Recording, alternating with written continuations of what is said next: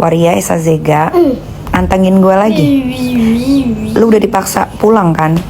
Harusnya malam ini tuh lu udah packing pulang ya dari Jeddah ke Jakarta. Tiket udah dibeliin kan, lu udah dipaksa pulang. Harusnya besok jam 2:30 sore lu sudah ada di Jakarta di Bandara Soekarno-Hatta ya, pakai penerbangan Malaysia Airlines. Lu nggak usah teriak-teriak, gue ini perempuan lagi, ngapain sih orang-orang pada manggil lu mami? Lu tuh kakek-kakek, lu tuh waktu dilahirkan dari ibu lu itu, lu tuh laki-laki ya. Tenang, di Indonesia udah disiapin dokter ahli forensik buat ngebuka onderdil perkutut lu yang udah lu tebas. Nanti kan kelihatan di situ puki lu rakitan atau beneran asli dari Allah. Kan tinggal dibuktikan. Cus pulang yuk, buruan, ditungguin sama halayak ramai. Makanya Waria Esazega, kalau pergi ibadah tuh jangan malak.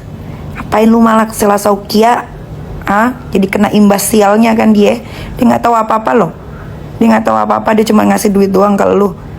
Kalau minta diurusin pula visanya sama timnya. Cus pulang, ayo. Gue temuin lo nanti di bandara. Tenang, gue udah gedeg banget sama lo. Lu kata-katain anak gue melulu ya.